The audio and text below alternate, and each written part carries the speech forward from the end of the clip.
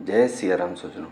नवरात्रि के 9 दिनों में तीसरा दिन माता चंद्रघंटा को समर्पित है। चंद्रघंटा देवी की पूजा अर्चना करने वाले भक्तों को शक्ति तथा ओज की प्राप्ति होती है।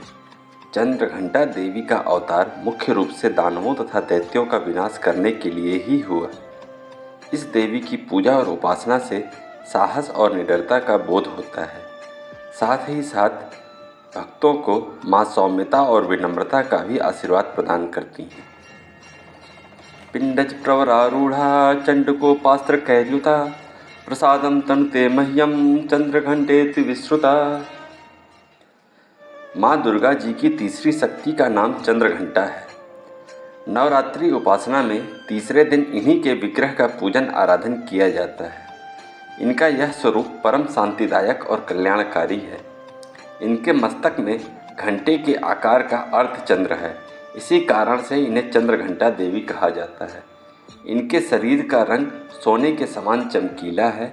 इनके 10 हाथ हैं। इनके 10 हाथों में खड्ग आदि शस्त्र तथा बाण आदि अस्त्र विभूषित हैं।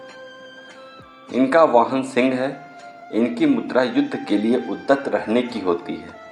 इनके घंटे की सी भयानक चंड ध्वनि से अत्याचारी दानव दैत्य राक्षस सदैव प्रकंपित रहते हैं। नवरात्र की दुर्गा उपासना में तीसरे दिन की पूजा का अत्यधिक महत्व है। इस दिन साधक का मन मणिपुर चक्र में प्रविष्ट होता है। माँ चंद्रघंटा की कृपा से उसे अलौकिक वस्तुओं के दर्शन होते हैं, दिव्य सुगंधियों का अनुभव होता है तथा विविध प्रकार की दिव्य ध्वनियाँ सुनाई देती हैं। ये क्षण साधक के लिए अत्यंत सावधान रहने के होते हैं। देवी चंद्रघंटा एक अद्भुत शक्ति का रूप है। परमात्मा स्वरूप देवी चंद्रघंटा के प्रसन्न होने पर जगत का अभ्युदय होता है। जगत का समस्त क्षेत्र हरा भरा पावन हो जाता है। परंतु देवी चंद्रघंटा के क्रोध में आ जाने पर तत्काल ही असंख्य कुलों का नाश हो जाता है। ठीक उसी प्रकार जिस प्रकार महिषासुर के राक्षस कुल का अंत देवी चंद्रघंटा ने क्षण भर में कर डाला। तेज तथा शक्ति स्वरूपा देवी चंद्रघंटा ने जैसे ही राक्षस समूहों का संहार करने के लिए धनुष को आकाश की ओर किया, वैसे ही देवी के वाहन सिंह ने भी दहाड़ना शुरू कर दिया और माता चंद्रघंटा ने घंटे के शब्द से पुनः उस ध्वनि को और बढ़ा दिया। इस धनुष की टंकार व सिंह की दहाड़ से देवी चंद्रघंटा का असुरों को नष्ट करने का साहस बढ़ता गया तथा महिषासुर का समस्त दानव कुल छिन्न भिन्न होकर मरता रहा। माँ चंद्रघंटा की कृपा से साधक के समस्त पाप और बाधाएं विनिष्ट हो जाती हैं। इनकी आराधना सद्यः फलदायी है।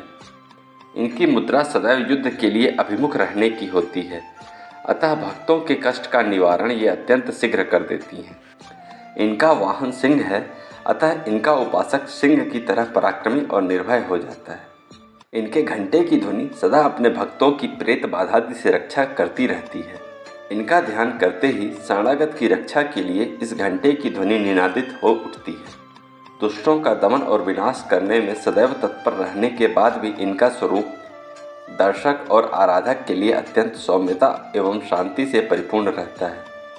इनकी आराधना से प्राप्त होने वाला एक बहुत बड़ा सद्गुण यह भी है कि साधक में वीरता निर्भयता के साथ सौम्यता एवं विनम्रता का भी विकास होता है। उसके मुख, नेत्र तथा संपूर्ण काया में कांति गुण की वृद्धि होती है। स्वर में दिव्य अलौकिक माधुर्य का समावेश हो जाता है। माँ चंद्रघंटा के भक्त और उपासक जहाँ भी जाते हैं, लोग उन्हें देखकर शांति और सुख का अनुभव करते हैं।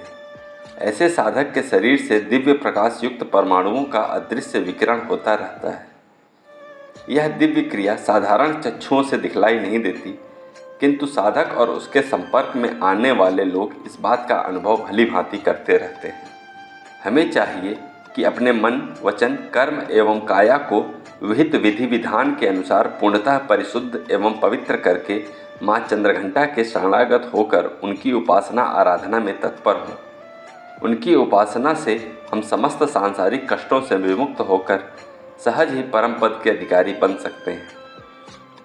हमें निरंतर उनके पवित्र विग्रह को ध्यान में रखते हुए साधना की ओर अग्रसर होने का प्रयत्न करना चाहिए। उनका ध्यान हमारे इहलोक और परलोक दोनों के लिए परम कल्याणकारी और सद्गति को देने वाला है। स्वजनों, आज की कथा नवदुर्गा के तीसरे रूप माँ चंद्रघंटा जी की थी। इस कथा को अधिक से अधिक जनमानस तक फैलाने में सहयोग करें। माँ भगवती की आप पर व आपके परिजनों पर सदैव कृपा बनी रहे। जय माँ चंद्रघंटा।